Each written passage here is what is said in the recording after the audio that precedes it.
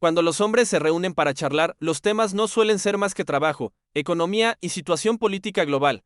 Por lo tanto, hoy continuaremos hablando de economía, de divisas y de qué factores determinan el tipo de cambio entre países. Aunque no entiendo nada de economía y esta materia es muy complicada, difícil de escribir y de entender, no puedo resistirme a ello porque a ustedes, que ganan menos de 50,000 yuanes al mes, les encanta. Sin más preámbulos, denle un me gusta primero y empezamos. Actualmente, hay 197 países soberanos en el mundo, cada uno con una fuerza económica diferente. La moneda de un país es una medida de los bienes de ese país, mientras que el tipo de cambio es la relación de conversión de proporción entre las monedas de diferentes países, así como la manifestación internacional de la fuerza económica de un país.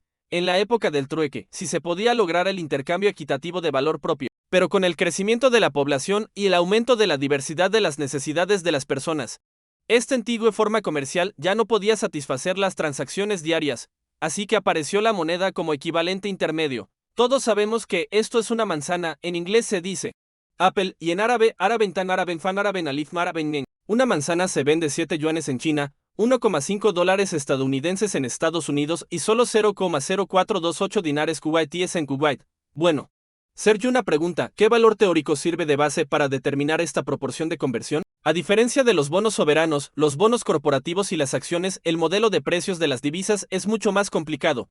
Y hay muchos factores que lo afectan.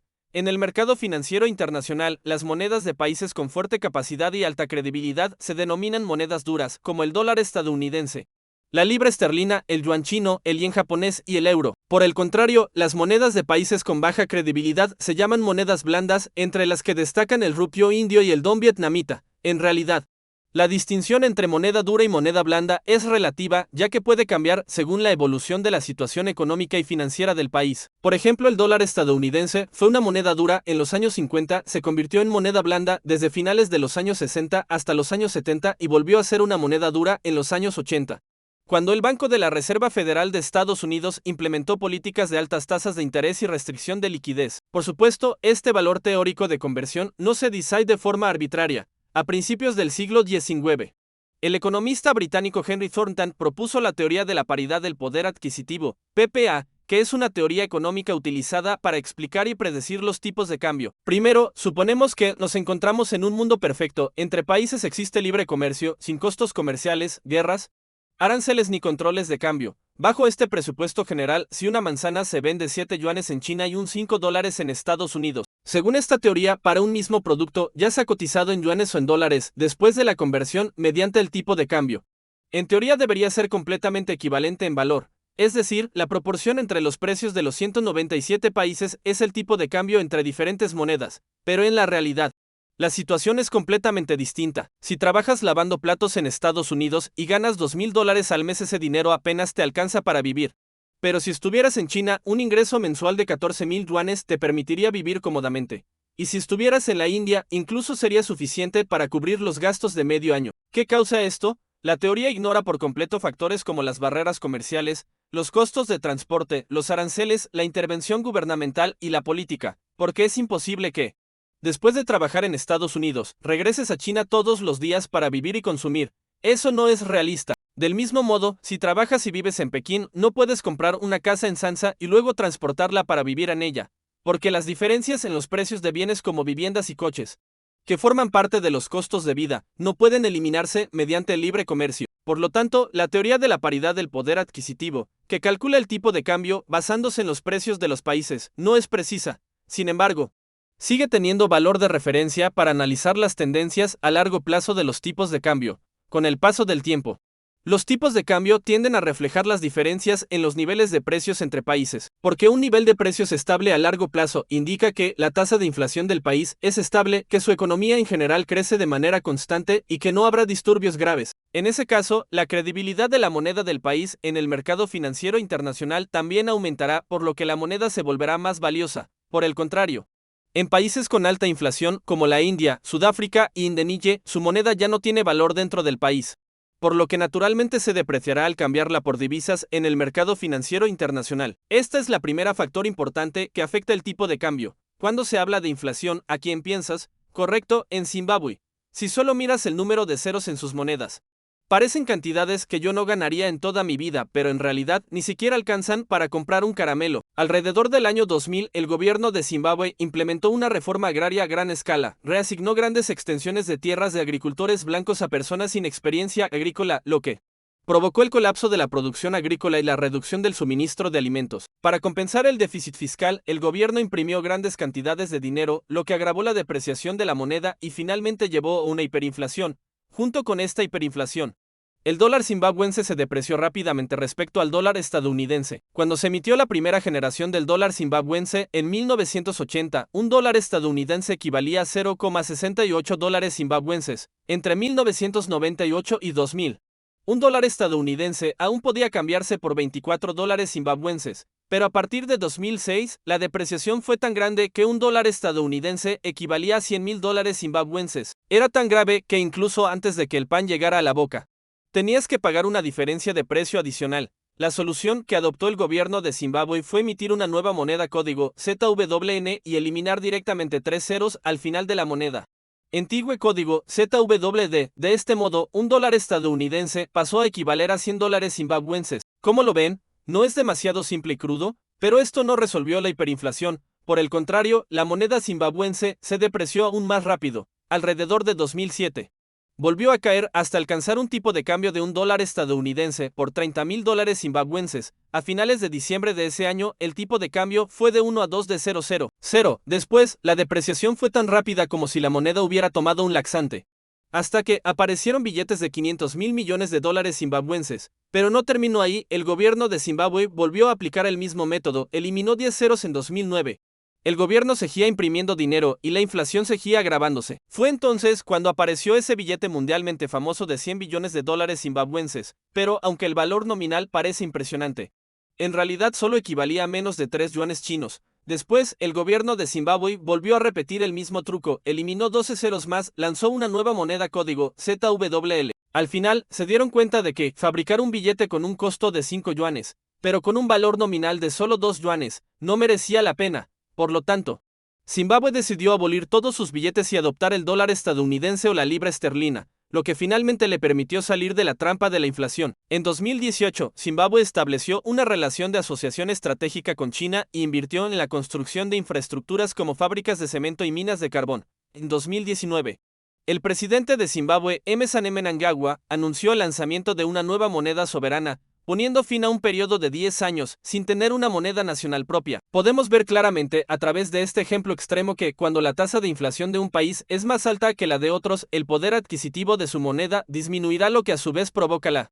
depreciación de su tipo de cambio. Supongamos que las tasas de inflación de Japón y China son del 5% y del 1% respectivamente. Esto significa que los precios de bienes, servicios, bienes raíces, etc. en Japón han aumentado un 5% en un año, mientras que en China los precios de los mismos bienes, servicios y bienes raíces solo han subido un 1%. En este caso, el poder adquisitivo del yen disminuirá más rápido que el del yuan chino, por lo que el tipo de cambio del yen respecto al yuan chino se depreciará. En realidad, la inflación es un fenómeno cíclico que ocurre en todos los países, aunque en situaciones normales es difícil de percibir.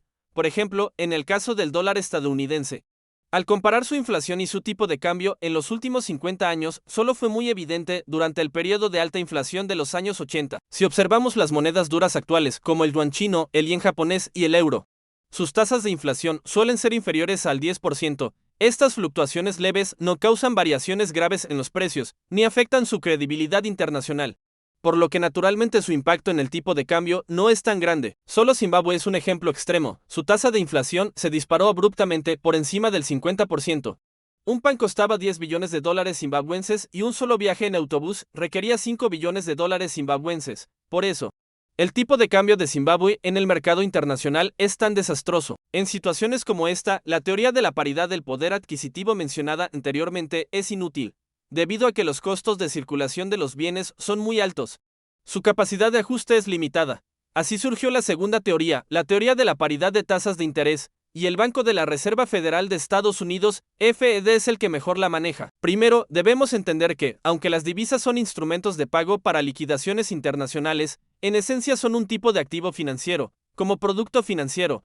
Generan comportamientos de inversión, es decir, el dinero fluye desde lugares con tasas de interés bajas hacia aquellos con tasas más altas. Puedes pedir préstamos en un país con tasas de interés bajas, invertirlos en un país con tasas más altas y luego ganar los beneficios correspondientes. Supongamos que tienes 100 millones de yuanes para invertir. Puedes comprar bonos soberanos nacionales o invertir en bonos estadounidenses, etc. En resumen, invertirás en aquello que te brinde mayores rendimientos y en un plazo más corto. Debido a tu inversión, la moneda del país correspondiente se apreciará. Cuanto más alta es la tasa de interés, más alto es el tipo de cambio. Al igual que en los últimos 2 años, la Fed aumentó las tasas de interés drásticamente, lo que atrajo a capitales de todo el mundo a convertirse en dólares estadounidenses y regresar a la Fed. Por lo tanto, el aumento o disminución de las tasas de interés tiene un impacto enorme en el tipo de cambio a corto plazo. A principios de los años 90, la economía tailandesa creció a gran velocidad y la oferta monetaria aumentó drásticamente. Tailandia contrajo una gran cantidad de deudas externas a corto y mediano plazo, que ascendieron a 79 mil millones de dólares estadounidenses, mientras que sus reservas de divisas solo eran de alrededor de 30 mil millones de dólares estadounidenses. En ese momento, Tailandia también aplicaba el sistema de tipo de cambio fijo. ¿Qué es el sistema de tipo de cambio fijo? Se refiere al sistema por el cual las monedas entre países se intercambian según una tasa de conversión fija. El gobierno de un país fija el valor de su moneda en relación con la moneda de otro país, en particular o con otro bien que sirve de medida de valor como el oro, es decir, el llamado patrón oro que conocemos comúnmente. A principios de los años 90, el gobierno tailandés estableció una política de circulación que permitía la compra y venta libre del baht tailandés en el mercado global de divisas, y adoptó el sistema de tipo de cambio fijo para vincular el baht al dólar estadounidense con una tasa de $1 estadounidense por 25 baht y la fluctuación del tipo de cambio se limitó a un rango del 0,15% al 16%. En marzo de 1993 el gobierno tailandés aprobó la creación de un centro financiero de opciones en Bangkok, relajó las restricciones para que bancos extranjeros establecieran sucursales en Tailandia y permitió que el capital internacional operara en el centro de opciones de Bangkok. En junio de 1997, George Soros captó con gran precisión el momento de entrada al mercado y decidió vender en corto el baht tailandés. ¿Cómo operó Soros? Primero, hipotecó bonos estadounidenses en bancos tailandeses. Supongamos que pidió un préstamo de 25 mil millones de baht. Según la información histórica, la tasa de cambio en ese momento era de $1.25 baht tailandeses. Vendió los baht prestados en el mercado spot de divisas y compró $1.000 millones estadounidenses. Al mismo tiempo vendió short futuros de baht y difundió noticias negativas sobre el baht en el mercado para generar pánico de retiro de capitales. Los futuros de baht vendidos short y los dólares comprados formaron una cobertura de riesgo. Para hacer frente a esto, el gobierno tailandés no dudó en elevar la tasa de préstamo interbancario al 1000%, aunque esta medida estabilizó la situación temporalmente. No pudo contener el pánico del mercado, lo que llevó a una mayor caída del baht hasta alcanzar una tasa de $1 estadounidense por 28 baht. Las reservas de dólares estadounidenses del gobierno tailandés fueron insuficientes ante la venta masiva de baht. El 2 de julio de 1997. El gobierno tailandés agotó todas sus reservas de divisas y tuvo que abandonar el sistema de tipo de cambio fijo y adoptar el sistema de tipo de cambio flotante. El baht se depreció bruscamente en un 17% en una noche, y la tasa de cambio del dólar estadounidense respecto al baht alcanzó el sorprendente nivel de 1:50. Al final, Soros solo necesitó convertir 500 millones de dólares de los 1.000 millones que tenía en 25 mil millones de baht para devolver al banco tailandés. Y los 500 millones de dólares restantes fueron su ganancia neta. ¿Qué les parece? No es demasiado fácil ganar dinero. Los que exigen habitualmente el mercado de divisas ya han entendido qué tipo de operación es esta. Sí, exactamente. Se trata de una operación de carry trade de intercambio de diferencial de tasas. ¿Por qué Tailandia perdió tan miseramente? La razón principal es que, aunque su economía general creció rápidamente, en ese momento dependía de inversiones extensivas y su propia productividad no había alcanzado el nivel correspondiente. Su base económica era demasiado débil y no podía resistir riesgos.